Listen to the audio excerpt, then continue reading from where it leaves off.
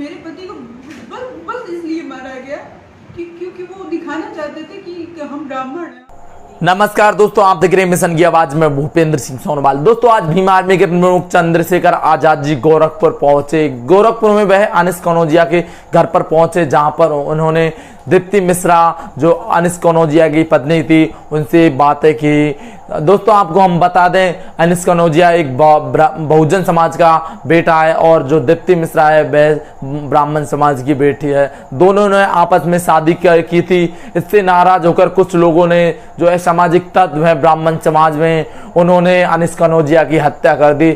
और जो दीप्ति मिश्रा है, उन्होंने बताया कि पुलिस को अवगत कराने के बावजूद भी सुरक्षा मुहिम नहीं हुई और ये वारदात हुई। अनिस कनौजिया की मृत्यु नहीं होती अगर पुलिस प्रशासन अलर्ट रहता तो, क्योंकि उन्होंने बताया है कि इस आज़ाद भारत में किसी को भी किसी से शादी करने की आज़ादी हमें भारत का संविधान देता है। सिर्फ लड़के की उम्र 18 और लड़के की 21 होनी चाहिए। और उन्होंने कहा कि इस आज़ाद भारत में जो जातिवाद है वो धर्म के ठेकेदारों ने, सिर्फ धर्म के ठेकेदारों ने पैदा कर रखा है। अगर धर्म के ठेकेदार नहीं हो तो यह जातिवाद खत्म हो जाए, क्योंकि आज़ाद भारत में हर किसी को भी जीने का अधिकार है और कोई भी किसी से शादी कर सकता है और संविधान जातिवाद के खिलाफ है। जी हाँ, आप सुन सकते हैं दीप्ति मिश्रा को किस प्रकार से चंद्रशेखर राव जी ने उनसे बात की। सुना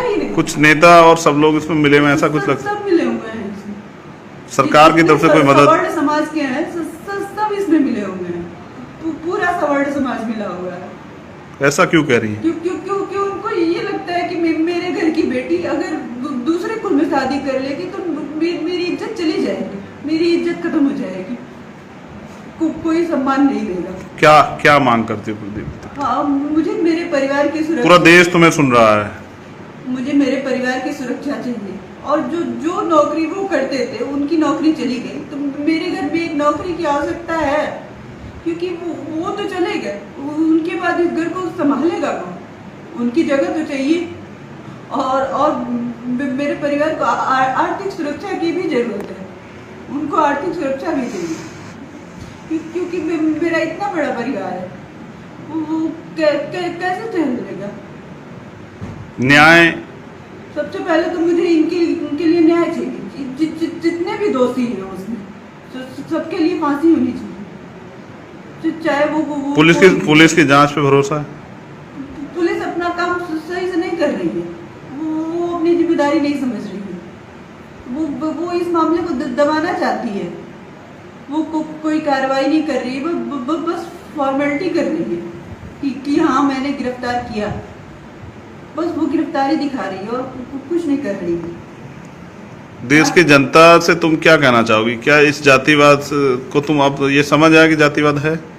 देश की जनता से हम यही कहना चाहेंगे कि वो कम से कम अब तो अपनी आंखें खोल ले कि जातिवाद नहीं है, जातिवाद कुछ नहीं होती है, जो जातिवाद खत्म हो चुका है। अब तो इसको मानना छोड़े, वो जो धर्म के ठेकेदार बैठे हुए हैं, अब तो समझे कि विधवा उनकी बेटी ही होती है, विधवा और कोई नहीं होगा। ऐसा करने से विधवा सिर्फ उनकी बेटी होगी, और उस बेटी का दर्द अगर वो देख सकते हैं तो वो जातिवाद को माने। अगर वही बेटी उनके कास्ट में शादी करती है तो क्या वो उसको भी विधवा देख लेंगे, उसका भी सिंदूर उजाड़ देंगे वो? जब ऐसा नहीं कर सकते तो एक जात के नाम पर अपनी बेटी को विधवा बनाना कहाँ तक सही है? कि क्या वो ऐसे लोग इंसान है? ऐसे लोग इंसान भी नहीं है। इस घटना में और भी लोग शामिल हो सकते हैं? इस घटना में बहुत लोग शामिल हैं, जितने भी सवर्ण नेता है, पुलिस है, या जो भी सवर्ण है, वो कहीं ना कहीं से इसमें मिला हुआ है। सीबीआई जांच होनी चाहिए घटना की? बिल्कुल होनी चाहिए। मुख्यमंत्री आए मिलने? आज तक पुलिस ये नहीं पता कर पाई कि वो 4 जो आए थे वो थे कौन। 15 दिन हो गए, लेकिन पुलिस ये नहीं पता कर पाई कि वो कौन थे, क्यों आए, किसने भेजा, कहाँ से आए। पुलिस कुछ नहीं पता कर पाई, या पुलिस जानती है, वो कुछ करती नहीं है। पुलिस को ये लगता है कि हम पागल है, अपने पति के मरने से हम सदमे में। हाँ, सदमा है, मेरा जो सदमा है उसको कोई नहीं समझ सकता, क्योंकि वो सिर्फ मेरे पति नहीं है, मेरी दुनिया थे वो। मैंने अपनी दुनिया खो दी है, लेकिन इसको कोई नहीं समझ रहा है।